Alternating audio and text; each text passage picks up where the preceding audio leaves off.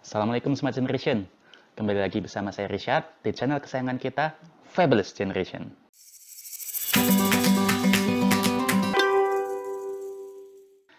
Di video tentang PPDB sebelumnya, yang kami membahas tentang PPDB Peraturan Nomor 44 Tahun 2019, ada banyak sekali pertanyaan bagaimana teknis-teknis untuk PPDB yang spesifik di daerah masing-masing. Oleh karenanya, di video kali ini kita akan coba membahas PPDB untuk daerah DKI Jakarta, karena tadi saya juga sudah mencoba untuk mengulik informasinya, ternyata informasinya banyak tersebar di sini dan di sana.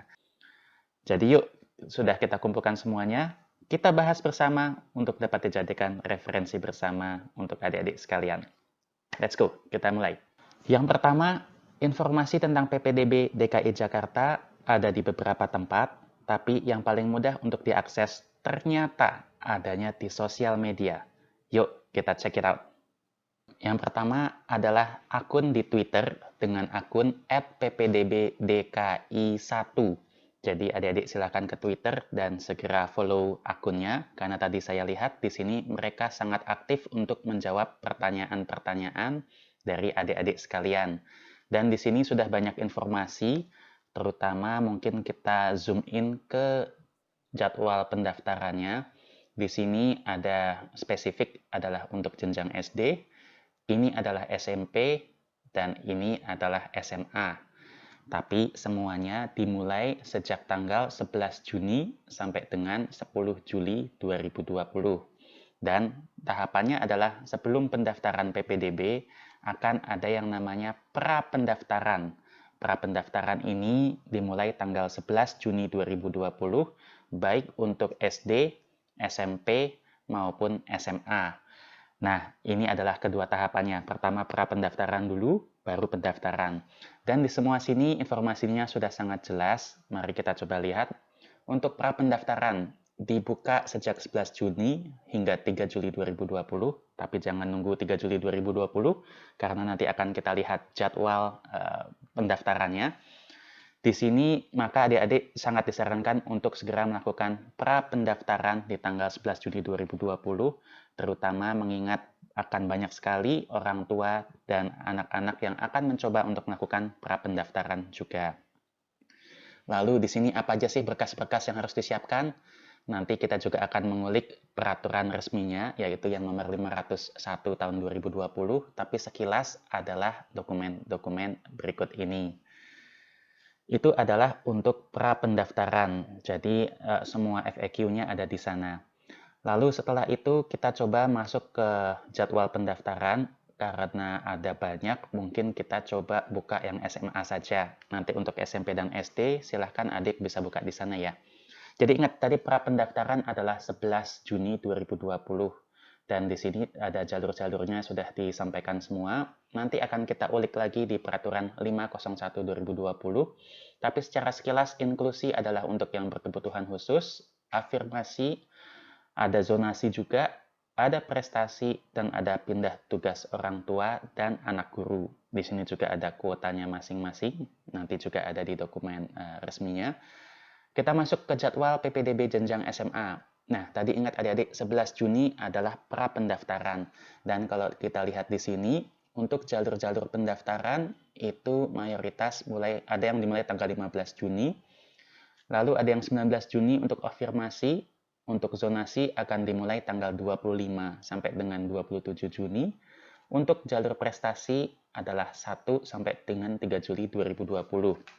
Jadi adik-adik sekalian, pastikan tanggal 11 Juni nanti pra-pendaftaran sudah langsung dimulai karena jadwal pendaftaran yang paling awal akan dimulai tanggal 15 Juni, itu adalah untuk jalur inklusi dan untuk jalur prestasi non-akademik, yaitu yang bersifat kejuaraan-kejuaraan. Jadi segera didaftarkan dan pastikan Anda telah memperoleh PIN dan token dan sebagainya.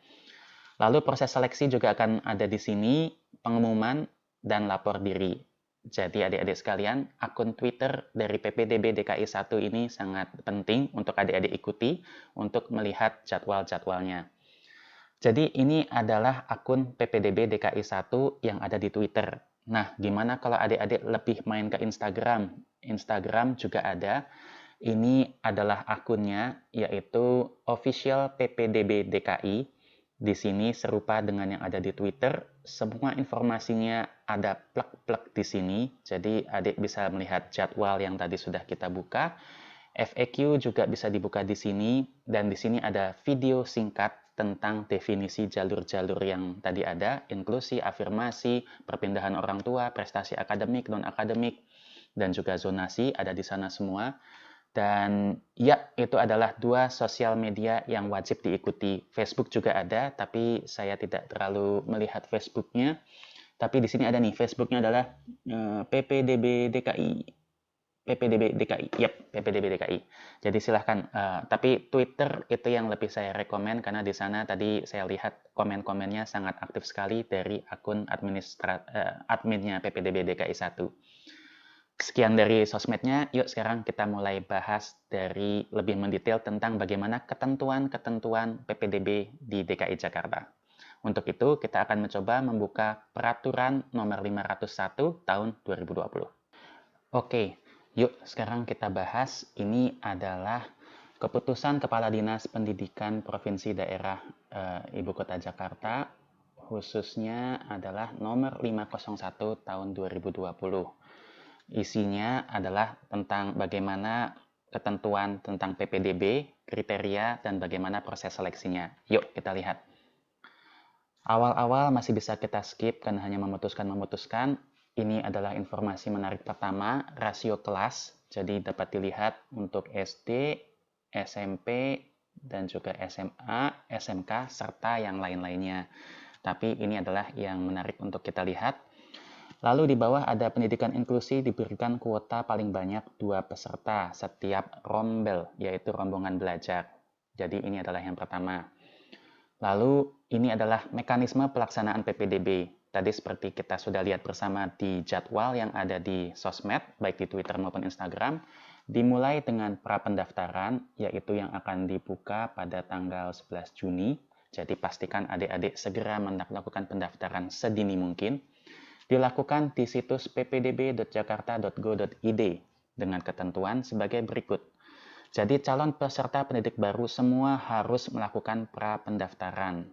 Ini termasuk ada beberapa kriterianya, yaitu yang bertempat tinggal di Provinsi DKI Jakarta, lalu yang bertempat tinggal di luar Provinsi DKI Jakarta, lalu yang bertempat tinggal di luar provinsi. Calon peserta didik baru lulusan tahun sebelumnya, paling lama adalah 2 tahun.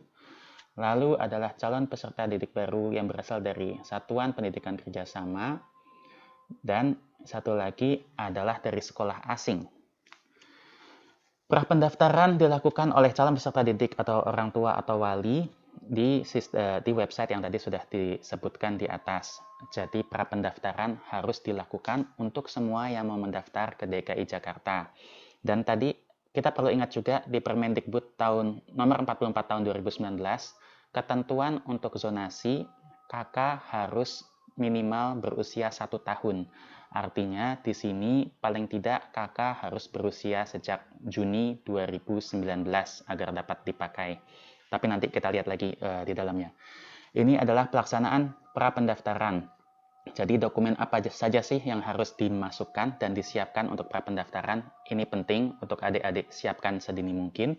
Jadi untuk jenjang SD ada akta kelahiran, kartu keluarga, dan juga surat pernyataan pertanggungjawaban mutlak dari orang tua atau wali. Lalu untuk jenjang SMP, mungkin saya zoom sedikit supaya lebih mudah. Untuk jenjang SMP hampir serupa, dapat dilihat di sini, tapi ada tambahan rapor kelas 4, 5, 6 semester 1. Lalu juga sertifikat akreditasi sekolah asal. Untuk SMA juga sama, dan ini adalah untuk SMK. Serupa, dimasukkan rapor dan juga sertifikat akreditasi sekolah asal. Dan tadi seperti sudah disampaikan, jadwal pra-pendaftaran adalah 11 Juni sampai dengan 3 Juli 2020, kecuali hari Minggu dan hari libur nasional. Tapi ingat, tadi pendaftaran ada yang sudah mulai di tanggal 15 Juni, jadi jangan tunggu sampai lama. 11 Juni silahkan segera lakukan pendaftaran, pra-pendaftaran. Lalu, setelah itu, ini adalah jadwal-jadwal untuk pendaftarannya. tapi saya lebih rekomen untuk lihat di akun sosmed tadi, karena di sini sedikit jelimet, lebih mudah melihat dalam bentuk tabel yang tadi. Tapi pada dasarnya ini sama dengan yang ada di sosmed. Ini adalah jadwal pelaksanaan PPDB untuk PAUD. Ini adalah untuk SD, dan di sini sudah dibagi menjadi masing-masing jalur. Jadi sebaiknya kembali lagi lihatnya di sosmed saja. Ini masih sama, ini adalah SMP dan SMA, kembali lagi lihatnya di sosmed saja. Oke, berikutnya adalah tahapan pelaksanaan PPDB. Jadi tadi sudah kita lihat bersama dari akun yang ada di sosmed. Pertama adalah tahapan pra-pendaftaran. Dokumennya sama seperti yang tadi sudah disebutkan sebelumnya, akta kelahiran, KK, sertifikat akreditasi, nilai rapor, dan juga surat pertanggungjawaban mutlak dari orang tua atau wali. Setelah itu, kita harus mengakses di situs ppdb.jakarta.go.id. Yang pertama di sana adalah mengklik tombol pengajuan akun. Nanti ya tanggal 11 Juni. Lalu setelah itu kita mengisi formulir, mengunggah berkas persyaratan, lalu kita mencetak tanda bukti pengajuan akun yang berisi PIN atau token. Jadi langkah yang pertama dilakukan akan di state di nomor 2 ini, yaitu pengajuan cetak PIN atau token. Jadi kita lompat ke sana dulu, pengajuan cetak PIN atau token. Tadi sudah disebutkan di atas, akses websitenya, klik tombol pengajuan akun, isi formulir, cetak tanda bukti, lalu setelah itu masuk ke melakukan aktivasi PIN atau token, yaitu yang ada di nomor 3. Jadi nomor 3 ini adalah aktivasi, sama, masuk ke website yang sama, lalu yang harus diklik adalah beda tombol aktivasi. Di sana kita tinggal memasukkan nomor PIN yang tadi sudah dimiliki. Lalu kita bisa mengganti PIN atau token untuk keamanan dengan password, dan setelah itu bisa masuk ke fase pendaftaran.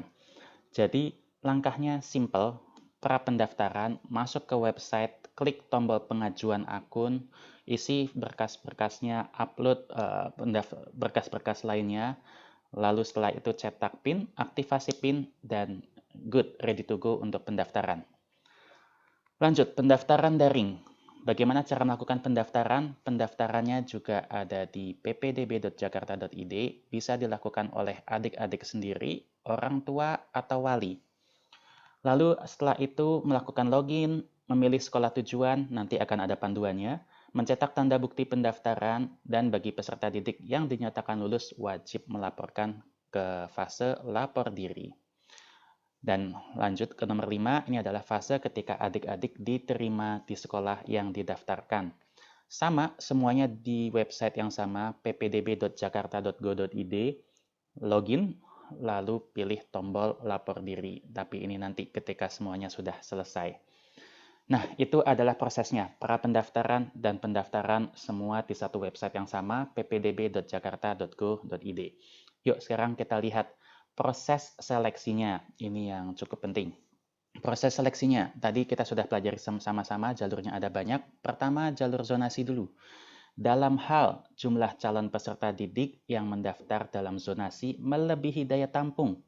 Apa nih yang harus diprioritaskan? Pertama adalah usia, dari yang tertua ke usia termuda. Dan ingat, zonasi ini ada usia maksimal yaitu 21 tahun.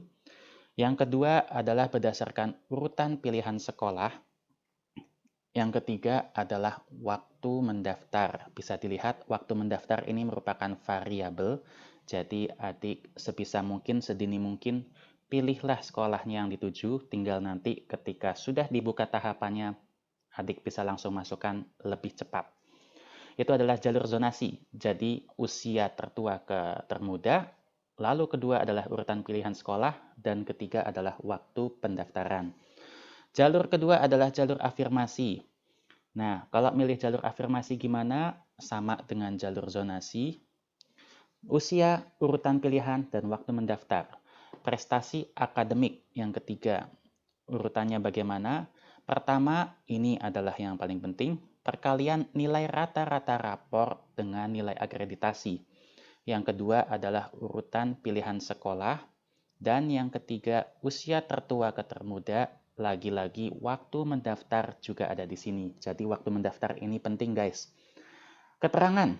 Untuk PPDB SMP, nilai rata-rata yang digunakan adalah kelas 4, kelas 5, kelas 6, semester 1 SD. Mata pelajarannya apa saja? Bahasa Indonesia, Matematika, Ilmu Pengetahuan Alam, dan PKN. Lalu untuk SMA yang dipakai apa saja? Kelas 7, 8, 9 semester 1 SMP, yaitu 5 semester juga. Yang digunakan adalah Bahasa Indonesia, Matematika, IPA, Bahasa Inggris, dan IPS. Jadi ini penting adik-adik untuk adik-adik ketahui. Sekarang kita lompat sedikit yuk. Tadi nilai rata-rata rapor sudah kita ketahui, tapi ingat di sini adalah perkalian antara nilai rata-rata raport dengan nilai akreditasi sekolah. Ini adalah satu hal yang penting karena kita sama-sama tahu nilai raport di satu kelas dengan kelas lain saja bisa tidak standar, apalagi antara satu sekolah dengan sekolah lainnya. Gimana cara kita tahu nilai akreditasi? Adik-adik tinggal pergi ke website berikut ban.sm.kemdikbud.go.id/akreditasi. Di sana tinggal adik masukkan saja sekolahnya di mana. Ayo kita asal aja yuk. Jenjang, SMP, status, negeri, akreditasi, tahun akreditasi. Kalau tidak tahu tanyakan ke guru di sekolah. 2010 peringkat akreditasi. Ini kita minta semua dulu saja. Oke, kita cari sekolah. Kalau adik sudah tahu sekolah yang dituju, sekolah adik, maka tinggal masukkan nama sekolahnya saja.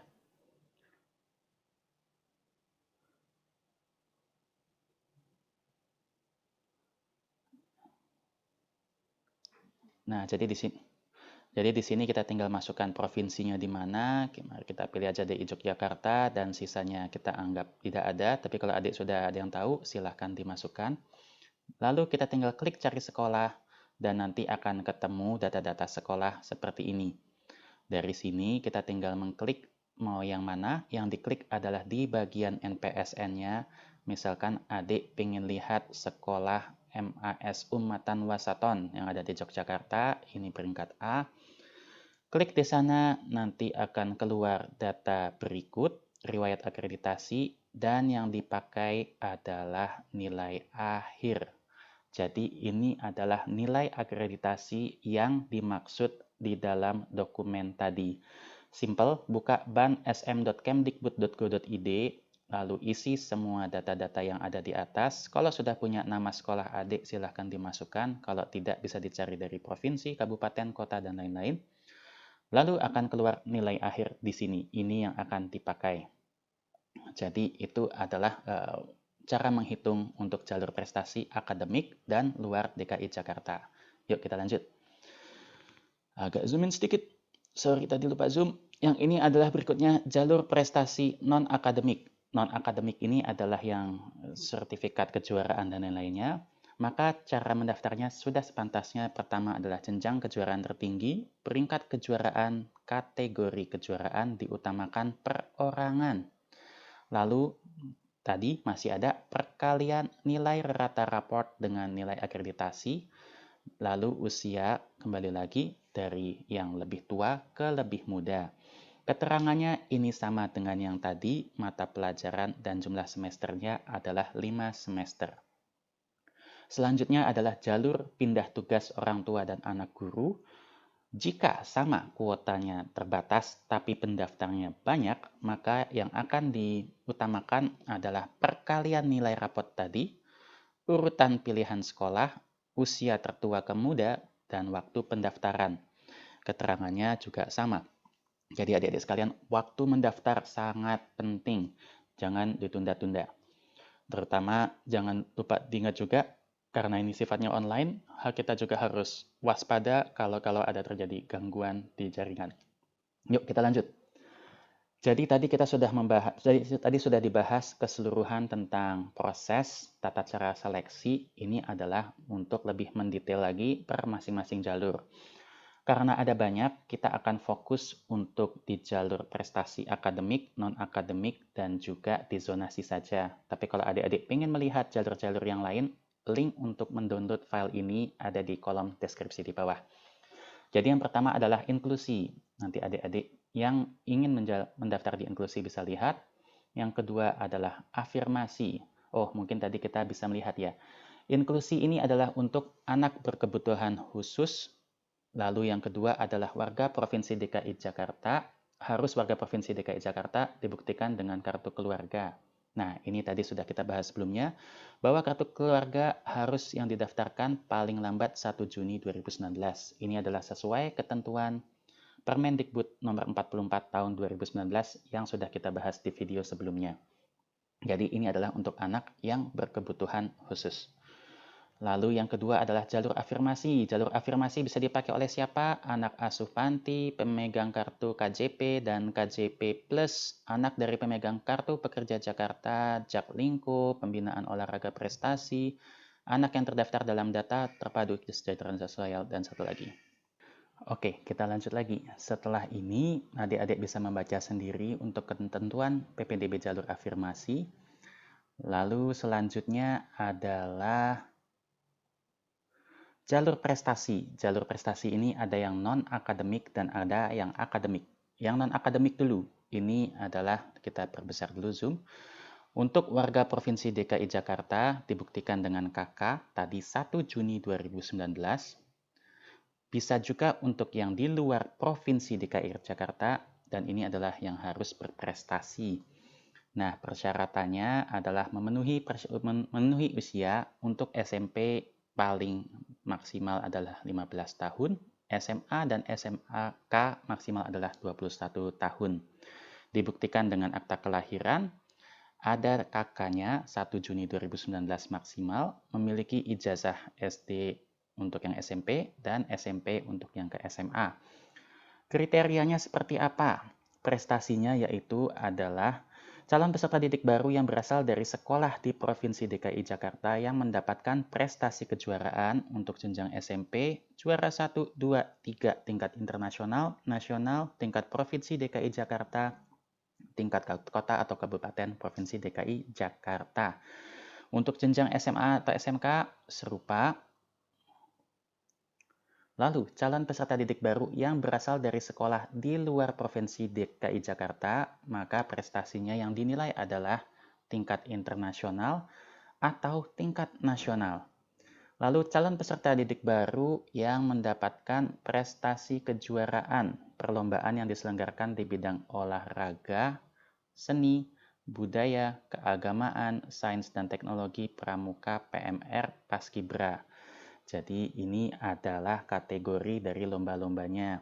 Lalu juga prestasi dan kejuaraan diperoleh calon peserta didik baru 2 tahun terakhir untuk jenjang SMP, SMA, dan SMK pada satuan pendidikan sebelumnya. Jadi periodenya adalah 2 tahun terakhir, ini kriterianya. Kejuaraan yang dimaksud bukan merupakan eksibisi. Oke, pendaftaran tadi sudah sama, tapi yang harus dilampirkan adalah sertifikat dan juga surat pernyataan pertanggungjawabannya. Pelaksanaannya, caranya adik bisa memilih melalui jalur prestasi non-akademik ini ke 3 sekolah tujuan di SMP atau ketiga peminatan atau kompetensi keahlian untuk jenjang SMA, SMK. Jika calon peserta didik baru tidak diterima di sekolah tujuan, maka calon peserta didik baru dapat memilih sekolah lain selama masa pendaftaran jalur prestasi masih tersedia. Nah, jadi dapat memilih sekolah lain selama masa pendaftaran jalur prestasi masih tersedia. Kuota, maka dari itu daftar lebih awal. Kembali lagi, itu yang paling penting. Selanjutnya, kuota yang disediakan untuk PPDB jalur prestasi non-akademik adalah 5%. Ini terdiri dari paling sedikit 30% untuk kejuaraan yang diselenggarakan secara berjenjang oleh Kemendikbud atau Dinas Pendidikan Provinsi DKI Jakarta, paling banyak 70% untuk kejuaraan atau perlombaan di bidang olahraga, seni, budaya, keagamaan, dari organisasi yang resmi yang bukan diselenggarakan oleh Kemendikbud. Proses seleksi akan dilakukan oleh sistem daring di website yang tadi. Seleksinya tadi juga sudah dibahas sebelumnya, prioritasnya adalah jenjang kejuaraan tertinggi, peringkat kejuaraan, dan kategori kejuaraan, diutamakan perorangan.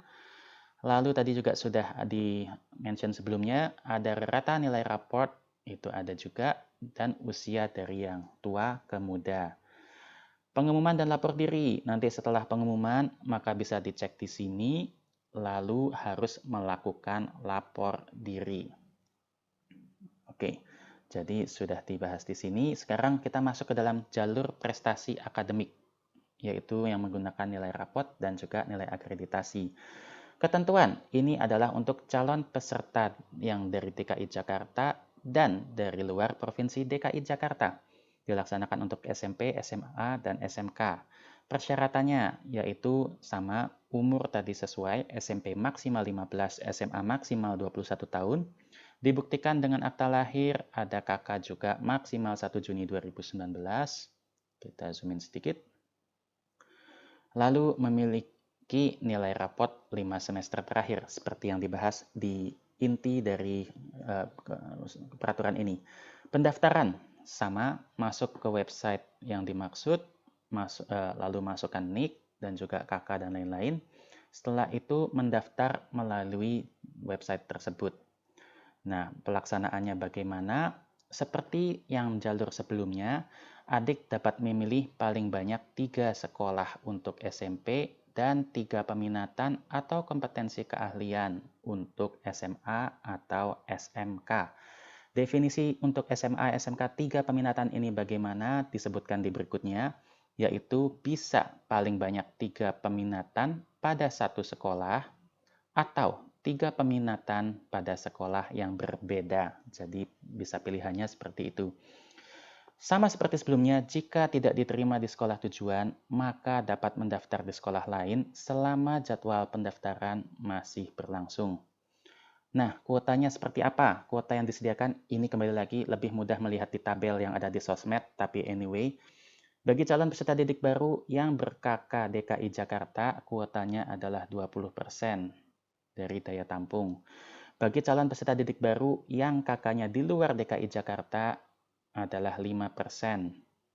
Bagi calon peserta didik baru yang ber-KK DKI Jakarta adalah 50% untuk SMK, yang ini untuk SMK. Lalu khusus untuk SMK 61 Kabupaten Kepulauan Seribu paling banyak 50% untuk calon peserta didik yang berdomisili di Kepulauan Seribu. Ditunjukkan dengan kartu keluarga yang dikeluarkan oleh Dinas Kependudukan balik lagi 1 Juni 2019. Seleksinya prioritas tadi sudah dibahas sebelumnya, yaitu rata nilai raport, lalu ada juga dikalikan dengan akreditasi tadi, BANSM, usia tertua hingga termuda, waktu mendaftar, dan lulus dari pendidikan sebelumnya. Oke, lalu setelahnya sama, kalau lihat pengumuman, dan bagi yang lulus, silakan melakukan lapor diri. Itu adalah untuk yang jalur prestasi. Pindah tugas nanti bisa dilihat sendiri oleh adik-adik, tapi ini bisa dipakai untuk orang tua dan anak, jalur pindah tugas orang tua anak guru bisa dipakai untuk anak dari ASN, TNI, Polri yang pindah tugas. Dibuktikan dengan surat keputusan dari instansi terkait, memiliki surat keterangan domisili yang dikeluarkan oleh kelurahan setempat, dan anak ini bisa juga untuk anak guru memilih sekolah tujuan sesuai dengan tempat tugas orang tuanya, dibuktikan dengan SK pembagian tugas mengajar. Yang di bawah bisa nanti adik lihat sendiri dari peraturan ini, kembali lagi linknya akan saya masukkan. Nah, ini kita akan masuk untuk yang zonasi. Zonasi ada di berikutnya, sebentar, ini masih PAUD, ini yang masih SD, nanti bisa dilihat juga adik-adik. Ini yang SMP dan SMA. Zonasi serupa, tapi di sini lebih kepada zonasinya. Ketentuan sama, warga Provinsi DKI Jakarta dan warga luar Provinsi DKI Jakarta. Syarat umur tadi sudah sama, memiliki dokumen-dokumen ini juga sudah sama.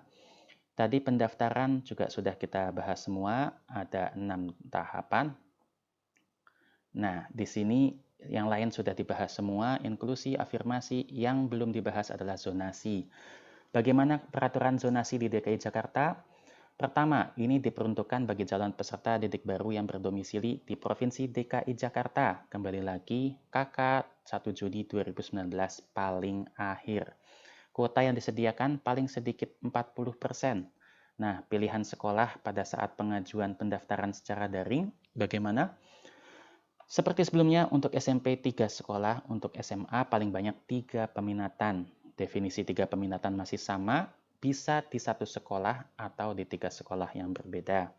Lalu, bagaimanakah urutannya? Urutan untuk zonasi yang pertama adalah, tadi sudah kita bahas, usia calon, urutan pilihan, dan waktu mendaftar.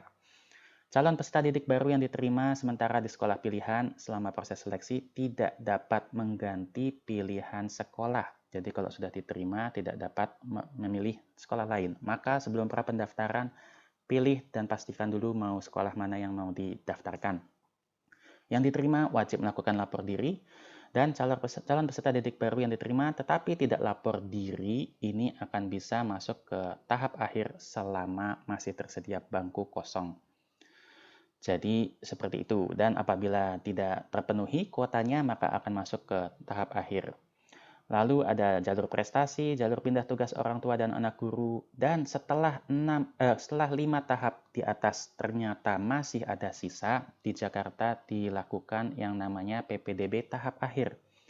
Ini adalah sisa kuota dari 5 tahapan sebelumnya. Ini diperuntukkan untuk yang berdomisili di DKI Jakarta dibuktikan dengan KK 1 Juni 2019. Ketentuannya seperti apa? Yang pertama adalah tidak diterima pada PPDB jalur sebelumnya. Jadi 1, 2, 3, 4, 5 tidak diterima, masih bisa masuk ke tahap akhir. Kedua, diterima tapi tidak lapor diri. Yang ketiga, belum pernah mendaftar pada PPDB jalur sebelumnya. Mudah-mudahan jangan ya. Dapat memilih 3 sekolah tujuan, dan yang diterima wajib melakukan lapor diri. Urutan prioritasnya bagaimana? Pertama adalah dari rata nilai raport dikalikan dengan akreditasi sekolah, pilihan sekolah, usia, dan waktu mendaftar. Mudah-mudahan tidak sampai masuk ke tahap akhir karena di sini artinya akan ada banyak sekali siswa di sini dan peluangnya akan lebih kecil dibandingkan dengan jalur-jalur sebelumnya. Jadi ini adalah untuk yang SMA. SMP tadi juga serupa ya untuk zonasi ya. SMK juga insya Allah serupa. Jadi begitu adik-adik sekalian, ini adalah peraturan nomor 501. Sekarang mungkin adik-adik bertanya, sudah zonasi seperti itu, bagaimana menentukan definisi dari zonasi? Itu ada di peraturan berikutnya, adik-adik bisa mendownload di link di bawah. Tapi di sini yuk kita coba go through sekilas. Peraturannya adalah nomor 506 tahun 2020. Di sini ya menimbang, mengingat, dan lain-lain, tapi kita langsung masuk saja. Pada intinya, peraturan ini adalah menetapkan zonasi untuk SD, SMP, dan SMA. Ini ada di lampiran, ini ada banyak sekali adik-adik, ada 105 halaman, adik-adik bisa lihat sendiri.